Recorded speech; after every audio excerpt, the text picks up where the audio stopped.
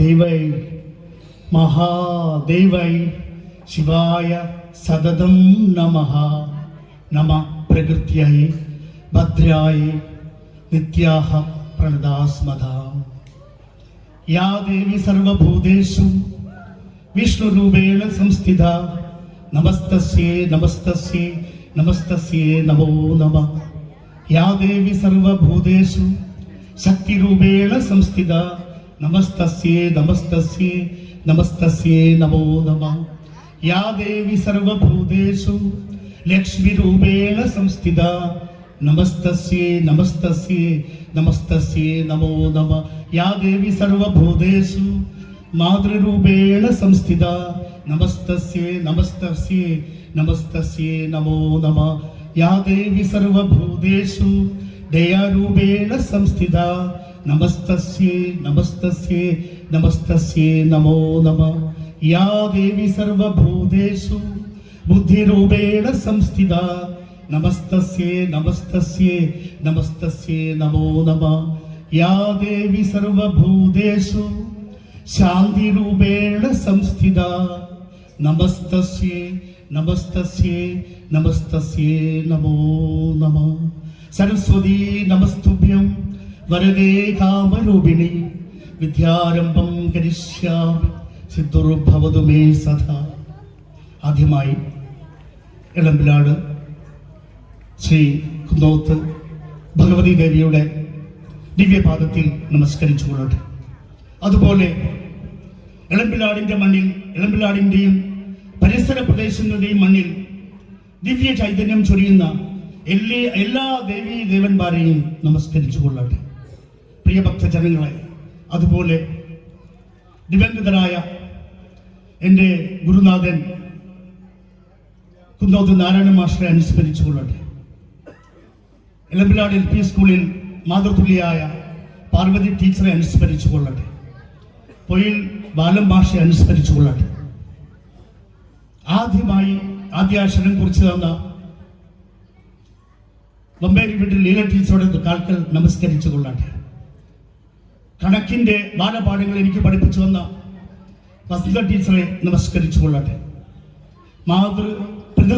സഹോദര തുല്യരായ എല്ലാവരുടെയും കാൽക്കൽ നമസ്കരിച്ചു കൊള്ളട്ടെ. പ്രിയ ഭക്തജനങ്ങളെ, എല്ലാവരുടെയും എൻ്റെ വാക്കുകളും എൻ്റെ ഹൃദയവും കുന്നോത്ത് ഭഗവതി ദേവിയുടെ പാദത്തിൽ സമർപ്പിച്ചുകൊണ്ട് നമുക്ക് തുടങ്ങാം. അനുഭൂതിയിൽ നിന്ന് അറിവിലേക്കും, അറിവിൽ നിന്ന് വാക്കുകളിലേക്കും, വാക്കുകളിൽ നിന്ന് വേദങ്ങളിലേക്കും സഞ്ചരിച്ച് അജ്ഞാനത്തിൽ നിന്ന് വിജ്ഞാനത്തിലേക്കും, അന്ധകാരത്തിൽ നിന്ന് വെളിച്ചത്തിലേക്കും, അനീതിയിൽ നിന്ന് നീതിയിലേക്കും, ദാരിദ്ര്യത്തിൽ നിന്ന് സമ്പത്തിലേക്കും സുഖത്തിലേക്കും നമ്മളെ നയിച്ച് ഗുരുപരമ്പരയെ ആദ്യമായി വണങ്ങിക്കൊള്ളട്ടെ. എല്ലാ ക്ഷേത്രങ്ങളിലും, എല്ലാ ദൈവങ്ങളിലും, എല്ലാ ദേവാലയങ്ങളിലും, വീടുകളിലും ആദ്യമായി നമ്മൾ പൂജിക്കേണ്ടത് ആരെയാണ്? ഗുരുക്കന്മാരെയാണ്. നമ്മൾ നിലവിളക്ക് വെക്കുമ്പോൾ, നിലവിളക്ക് എന്ന് പറയുകയാണെങ്കിലും വേദപ്രകാരം നിലത്ത് വെക്കാൻ പാടില്ല എന്ന് പറയുന്നത്. അപ്പൊ എവിടെയാ വെക്കുക? നിലവിളക്ക് വെക്കുന്ന ആൾക്കാരില്ലേ, എവിടെയാ വെക്കുക? ഞാൻ കുട്ടിക്കാലത്തൊക്കെ പഠിക്കുന്ന സമയത്ത് നമ്മൾ നിലവിളക്ക് സന്ധ്യ, 3 സന്ധ്യ ഉണ്ട് നമുക്ക്. എന്താ സന്ധ്യ? പ്രാതസന്ധ്യ, മധ്യാഹ്ന സന്ധ്യ, സായം സന്ധ്യ. നമ്മുടെ ഈ 3 സമയങ്ങളിലും അത് വേറെ വേറെ പൂജകൾ ചെയ്യുന്നതാണ് വേദങ്ങൾ പറയുന്നത്. നിലവിളക്ക് കത്തിക്കുമ്പോൾ പീഠത്തിലോ ഇലയിലോ വാഴയിലോ വെക്കണമെന്നാണ് പറയുന്നത്. നിലവിളക്കിന്റെ ഇടതുഭാഗം ഗുരുവും വലതുഭാഗം ഗണപതിയും എന്ന് പറയുന്നത്. നമ്മള് തത്പുരുഷായ വിദ്മഹേ വക്രതുണ്ടാധിമഹേ തന്നോ ദന്തി പ്രചോദയാതെന്ന് ഗണേശനോട് പറയുമ്പോൾ നമുക്ക് ഗുരു ബ്രഹ്മ, ഗുരു വിഷ്ണു, ഗുരുദേവോ മഹേശ്വര, ഗുരു സാക്ഷാത് പരബ്രഹ്മ തസ്മൈ ഗുരുവേ നമഃ എന്ന് പ്രാർത്ഥിക്കാം. ഹരേ രാമ രാമ രാമ ഹരേ ഹരേ, ഹരേ കൃഷ്ണ കൃഷ്ണ കൃഷ്ണ എന്ന് ഞാനൊക്കെ കുട്ടിക്കാലത്ത് പഠിച്ചുകൊണ്ട് ചൊല്ലിക്കൊണ്ടിരുന്നു. അപ്പൊ നിലവിളക്ക് എന്ന കൺസെപ്റ്റ് നമ്മുടെ നിലവിളക്കിന്റെ അടിഭാഗം ബ്രഹ്മാവിനെയും തണ്ട് മഹാവിഷ്ണുവിനെയും മുകൾ ഭാഗം നമ്മുടെ പരമശിവനെയും സൂചിപ്പിക്കും. അതുപോലെ നമ്മൾ തിരി വെക്കുമ്പോൾ തിരിക്ക് ഓരോ കണക്കുണ്ട്. ആ തിരി കത്തിക്കുന്നതിന് ഓരോ രീതിയുണ്ട്, നമുക്ക് എല്ലാവർക്കും അറിയാം. എങ്കിലും വേദങ്ങൾ പറയുന്ന പ്രകാരം നമ്മൾ ഒരു തിരി, ഏകതിരി ദാരിദ്ര്യത്തെ സൂചിപ്പിക്കുന്നു എന്ന് പറയുന്നു. രണ്ട് തിരി സമ്പത്ത്. രണ്ട് തിരി ഇങ്ങനെ കത്തിക്കുക. നമ്മൾ രണ്ട് തിരി കത്തിക്കുമ്പോൾ ഒന്ന് ആദ്യത്തേത് കിഴക്ക് ഭാഗത്തേക്ക്, രണ്ടാമത്തേത് നമ്മൾ വിളക്ക് കത്തിക്കുന്ന ആൾക്കാരല്ലേ ഇവിടെ. നിങ്ങൾ പറയുമ്പോൾ എനിക്കൊന്നും കൂടെ എനർജി കിട്ടും, ഊർജം കിട്ടും. പടിഞ്ഞാറ് ഭാഗം. അപ്പൊ ഈ രണ്ട് നമ്മള് കിഴക്ക് ഭാഗത്തേക്കും പടിഞ്ഞാറ് ഭാഗത്തേക്കും നമ്മള് തിരി കത്തിക്കുമ്പോൾ ഉണ്ടല്ലോ, അത് ശരിക്ക് കൂപ്പുകയാണ്. നമസ്തേ നമസ്തേ നമ്മൾ വന്നിക്കുമ്പോൾ ശരിക്ക് നമഃ തേ എന്നാണ് പറയുന്നത്. നിങ്ങളെ ഞാൻ വന്ദിക്കുന്നു. അതാണ് കിഴക്ക് പടിഞ്ഞാറ്. നിങ്ങളെ ഞാൻ വന്ദിക്കുന്നു പറയുമ്പോൾ എന്താണ്? നമ്മൾ നമസ്തേ പറയുമ്പോഴും എന്റെ ഉള്ളിലെ ജീവാത്മാവ് നിങ്ങളുടെ ഉള്ളിലെ ജീവാത്മാവിനെ വന്ദിക്കുന്നു. എല്ലാ മനുഷ്യരിലും പരമാത്മാവുണ്ട്, ദൈവചൈതന്യമുണ്ട്. ആ എന്നിലെ ദൈവചൈതന്യം നിങ്ങളിലെ ദൈവചൈതന്യത്തെ നിൽക്കുന്നു എന്ന് പറയുന്നു.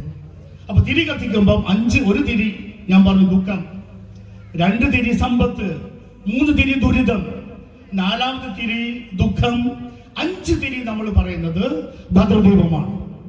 ഈ അഞ്ച് തിരി കത്തിക്കുക എങ്ങനെയാണ്? ആദ്യം കിഴക്ക്, പിന്നെ തെക്ക്, പിന്നെ പടിഞ്ഞാറ്, പിന്നെ വടക്ക്, പിന്നെ വടക്ക്. ഇതാണ് വേദങ്ങൾ പറയുന്ന രീതി.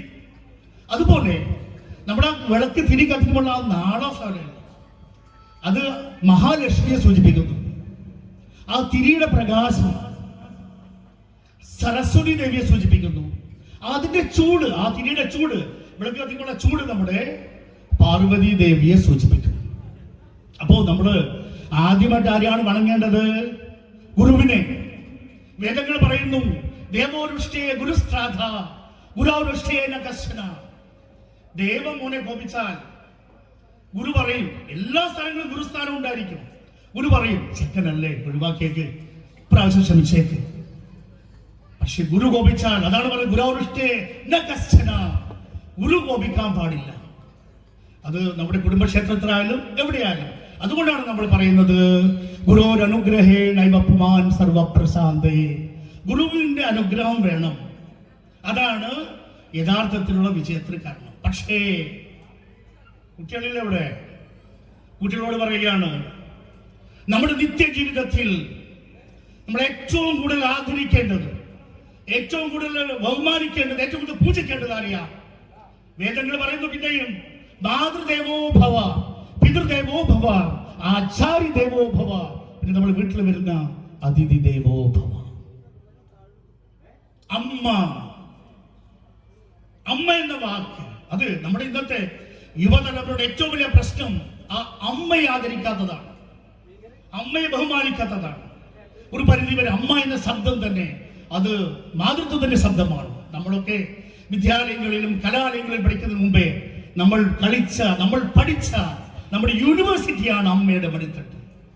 ആകാശത്തെ നോക്കിയും പ്രപഞ്ചത്തെ നോക്കിയും കളിക്കുകയും ചിരിക്കുകയെല്ലാം ചെയ്തിരിക്കുന്ന ഒരു ആ മടിത്തട്ട് യൂണിവേഴ്സിറ്റിയാണ്, വിദ്യാലയമല്ല, അത് കലാലയമല്ല. അപ്പൊ നമ്മൾ ആദ്യം അറിയിക്കണം, അമ്മയെ പൂജിക്കണം, അമ്മയെ ആദരിക്കണം. അതിനുശേഷം അച്ഛൻ എന്ന് പറയുന്നത് വിയർപ്പിന്റെ പ്രതീകമാണ്. അതിനുശേഷം വരുന്ന ഗുരുവാണ്. പിന്നെ നമ്മുടെ വീട്ടിൽ ആര് വരുന്നു ആ അതിഥി ദൈവം, അതാണ് നമ്മുടെ സംസ്കാരം, അതാണ് നമ്മുടെ പൈതൃകം. അപ്പൊ അമ്മ, എല്ലാ മതഗ്രന്ഥങ്ങളും പറയുന്നു, നമ്മുടെ ഖുർആൻ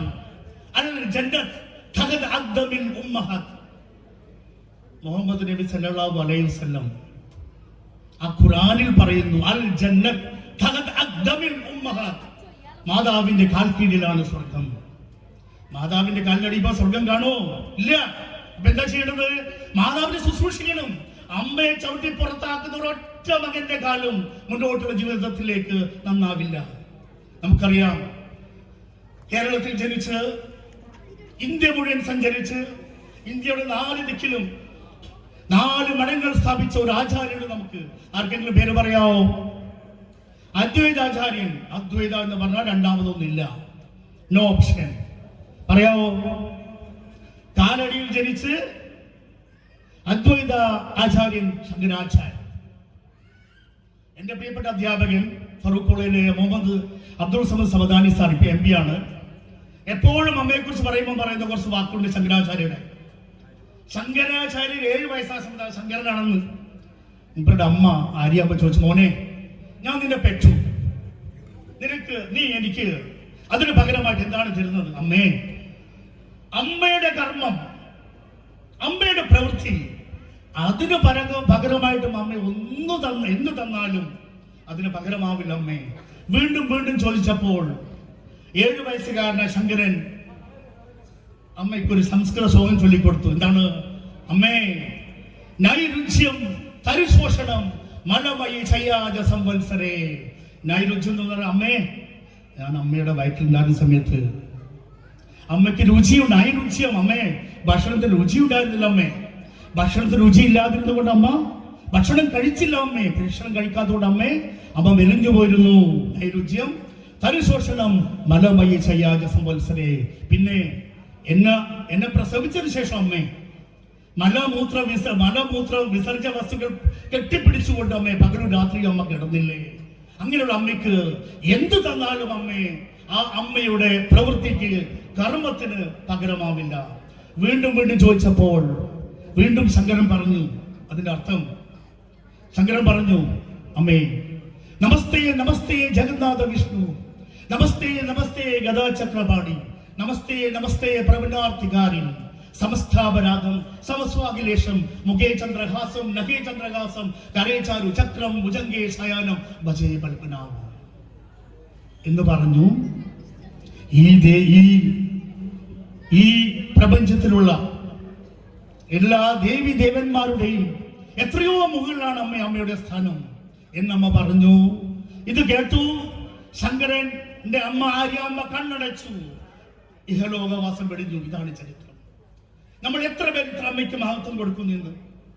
നമ്മുടെ കേരളത്തിൽ, കൊച്ചു കേരളത്തിൽ 800-ലധികം വൃദ്ധസദനങ്ങളും 2000-ത്തിനടുത്ത് അനാഥാലയങ്ങളുമുണ്ട്. ഞാൻ പലപ്പോഴും സഞ്ചരിക്കുമ്പോൾ ഞാൻ സ്വന്തമായിട്ട് തന്നെ അനാഥാലയം വൃദ്ധസമം അവിടെ നടത്തുന്ന ആളാണ്. അധിക അമ്മമാരുടെയും അച്ഛന്മാരുടെയും മക്കൾ നല്ല ജോലി ചെയ്യുന്നു.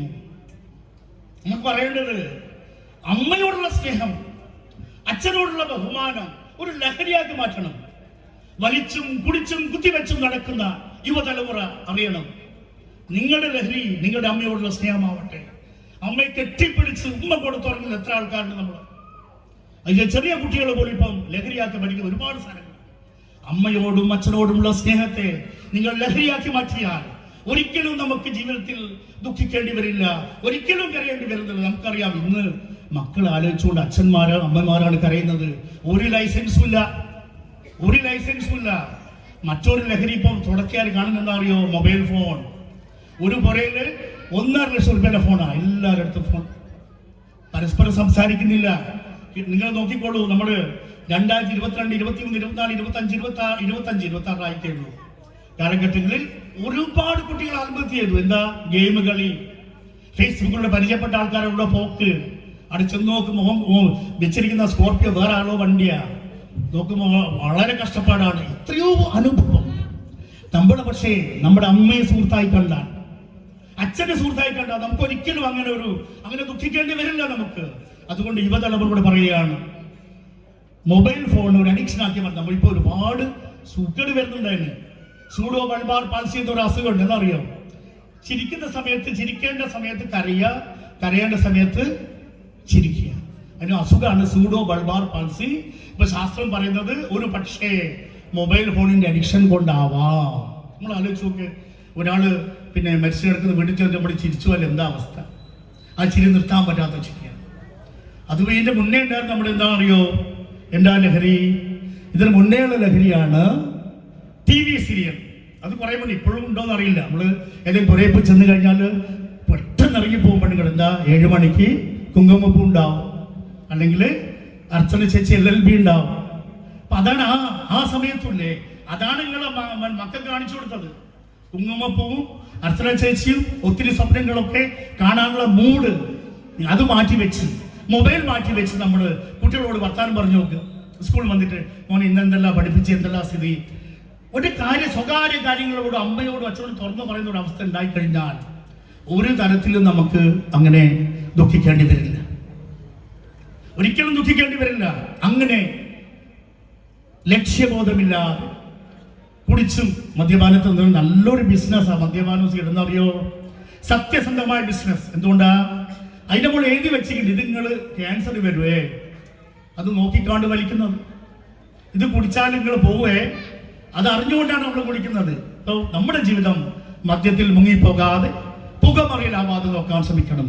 അങ്ങനെ ലക്ഷ്യമോദമില്ലാതെ ജീവിക്കുന്ന യുവതലമുറയോട് നമ്മുടെ വേദാന്താചാര്യൻ സ്വാമി വിവേകാനന്ദൻ പറഞ്ഞു, ഉത്തിഷ്ഠത ജാഗ്രത പ്രാപ്യ വരാൻ നിബോധത ശുരസ്യ ധാരാ നിശിതാ ദുരത്തയ ദുർഗം പദസ്ഥ കവയോ വദന്തി.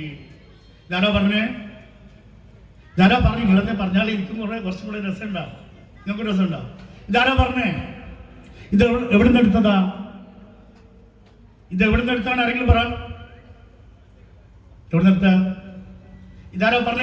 വിവേകാനന്ദൻ പറഞ്ഞല്ല. നമ്മുടെ എല്ലാ വേദികളും കേൾക്കുന്നത് വിവേകാനന്ദൻ പറഞ്ഞുകൊണ്ടാണ്. വിവേകാനന്ദനെ ഉദ്ധരിച്ചാണ് അവിടെ കഠോപനിഷത്തില് ഒരു നജികേസ് എന്ന് പറയുന്ന ഒരു ചെക്കനുണ്ട്, ബാലൻ. അവനും കാലനും തമ്മിലുള്ള സംവാദമാണ് ഉത്തിഷ്ഠത ജാഗ്രത പ്രാപ്യ വരാൻ നിബോധിത ശുരസ്യ ധാരാ നിശിതാ ദുരത്തയ ദുർഗം പദസ്ഥ കവയോ വദന്തി. ഈ കഠോപനിഷത്തില് ഈ നജികേതസിന്റെ അച്ഛൻ മോക്ഷം കിട്ടാൻ വേണ്ടി എല്ലാം ദാനം കൊടുക്കുക. അപ്പോ ഈ നജികേതസ് ഇവരോട് ചോദിച്ചു, അച്ഛനോട് ചോദിച്ചു, അച്ഛാ ഞാൻ അച്ഛൻ്റെ അല്ലേ, എന്നെയും കൊടുത്തേക്ക്. വെറുപ്പ് പിടിച്ച് ആ അച്ഛൻ പറയാണ്, സവ ശ്രേയസ് എന്നാണ് പേര്, വാജശ്രേയസ് പറഞ്ഞു, ഇനി ഞാൻ കാലൻ്റെ അടുത്ത് വിടുക എന്ന് പറഞ്ഞു. അങ്ങനെ അയാൾ കാലൻ്റെ അടുത്ത് എത്തുകയാണ്. കാലൻ്റെ അടുത്ത് എത്തുമ്പോൾ കാലൻ അവിടെ ഇല്ല, ഇവരുടെ പോയാ 3 ദിവസം വെയിറ്റ് നിന്ന് വേസപ്പും ദാഹുവിനെ സഹിച്ചുകൊണ്ട് അവിടെ നിന്നു. അപ്പൊ 3-ാമത്തെ ദിവസം കാലം വന്നു, ഇവരെ കണ്ടു. കാലൻ ഇങ്ങനെ കണ്ടിട്ട് ആദ്യം വെള്ളമൊക്കെ കൊടുക്കാൻ പറഞ്ഞു. അപ്പൊ ഇവര് ചോദിക്കുകയാണ്, എൻ്റെ അച്ഛൻ പറയുന്നത് എല്ലാം ഇങ്ങനെ ദാനം ചെയ്യണം, അതുകൊണ്ട് പാവമോഷം കിട്ടുമോ യമരാജാവേ? അപ്പൊ അതിന് ജീവിതത്തിന്റെ ലക്ഷ്യബോധങ്ങളെ കുറിച്ചുകൊണ്ട്, ജീവിതത്തിന്റെ ഒക്കെ ചെയ്യണമെന്നതിനെ കുറിച്ച് യമൻ കാലൻ നജികേസോട് പറയുന്ന വാക്കാണ് ഉത്തിഷ്ഠത ജാഗ്രത പ്രാപ്യ. മോനെ, നമ്മളെന്താണ് ഉണരൂ എഴുന്നേൽക്കുന്നതാണ്. നമ്മൾ സാധനം എങ്ങനെയാ എഴുന്നേറ്റിട്ടല്ലേ ഉണരല്ലേ? കഠോപനിഷത്താ പറഞ്ഞത് എഴുന്നേക്കാണോ ഉണരാണ്? അത് ഉണർന്നിട്ട് എഴുന്നേക്കല്ലേ? എഴുന്നേൽക്കൂ, ഉണരൂ. ലക്ഷ്യപ്രാപ്തിക്ക് വേണ്ടി വിശ്രമമില്ലാതെ ജോലി ചെയ്യൂ. പിന്നെ ഇത് പറഞ്ഞെന്താ? ദുരസ്യ ധാരാ നിശിതാ ദുരത്ത് എന്ന് പറഞ്ഞാൽ ജീവിതം എന്ന് പറയുന്ന യാത്ര വളരെ കഠിനമാണ്, കല്ലും മുള്ളും ഒക്കെ നിറഞ്ഞാണ്. അതിനെ മറികടക്കാൻ എന്ത് ചെയ്യണം? നിനക്ക് കാര്യപ്രാപ്തിയുള്ള ഒരു ഗുരു വേണം. ആ ഗുരുവിനെ കൊണ്ട് നോക്കിക്കൊണ്ട് എന്ത് ചെയ്യണം? നമുക്ക് ആ ഗുരുവിനെ നമസ്കരിച്ചുകൊണ്ട് ഗുരു പറയുന്ന വഴിയിലൂടെ നമുക്ക് നടക്കണം. എങ്കിൽ മോനെ നിനക്ക് മോക്ഷവും കിട്ടും, ലക്ഷ്യപ്രാപ്തി ഉണ്ടാവും. അതാണ് ഉത്തിഷ്ഠത ജാഗ്രത. ഒരർത്ഥത്തിൽ പറഞ്ഞാൽ നമ്മുടെ എല്ലാ മതഗ്രന്ഥങ്ങളും അത് തന്നെയാണ് പറയുന്നത്. ഇന്ത്യ, നമ്മുടെ ഭാരതം ഒരൊറ്റ മതത്തെ മാത്രമേ പ്രസവിച്ചിട്ടുള്ളൂ. എന്താണത്? ഹിന്ദുമതം.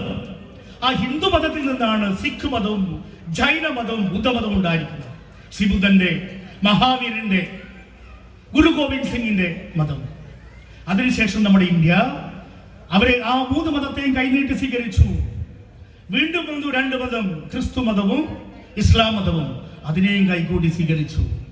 കാരണം നമ്മുടെ ഇന്ത്യയുടെ സംസ്കാരം എന്ന് പറയുന്നത് ഉപനിഷത്തിന്റെ സംസ്കാരമാണ്, വേദങ്ങളുടെ സംസ്കാരമാണ്, പുരാണങ്ങളുടെ സംസ്കാരമാണ്, രാമായണത്തിന്റെയും മഹാഭാരത സംസ്കാരം. അതേസമയം ഖുറാനിന്റെയും ബൈബിളിന്റെയും സെന്റ് അവസ്ഥയുടെയും ഗുരു ഗ്രന്ഥ് സാഹിബിന്റെയും സംസ്കാരമാണ്.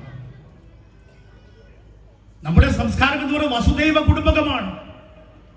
നമ്മൾ പഴയ പാർലമെന്റ് ഹാളിൽ ചെന്ന് കഴിഞ്ഞാൽ അതിന്റെ വലതുഭാഗത്ത് കാണാം, അയം നിജ പരോവേദി ഗണാനാം ലഘുചേതസാം ഉദാര ചരിതാനാം തു വസുദൈവ കുടുംബകം.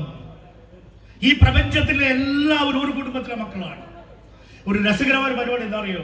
നമ്മുടെ ഈ വസുദൈവ കുടുംബകം കൺസെപ്റ്റിലുള്ള ഒരു ദൈവമുണ്ട് നമ്മുടെ അടുത്ത്. ആരാന്നറിയോ? ആരാ? എല്ലാം പരസ്പരം തിന്നുന്ന ആൾക്കാര് ഒരേ കുടുംബം ജീവിക്കുന്ന ഒരു ഭഗവാനുണ്ട്. ആരാന്ന് പറയോ? ആടെ വേറെന്താ പറയോ അല്ലേ? ആരാന്ന് പറയോ? ശിവൻ. ശിവന്റെ കുടുംബത്തിൽ ആരൊക്കെയുള്ളത്? ശിവൻ, പാർവതി, കാർത്തികേയൻ, ഗണപതി. പാർവതിയുടെ വാനെന്താ? കുട്ടികളാരില്ല ഇവിടെ. പാർവതിയുടെ വാനെന്താ? പാർവതിയുടെ വാഹനം എന്താ? പാർവതി ദേവിയുടെ വാഹനം എന്താ?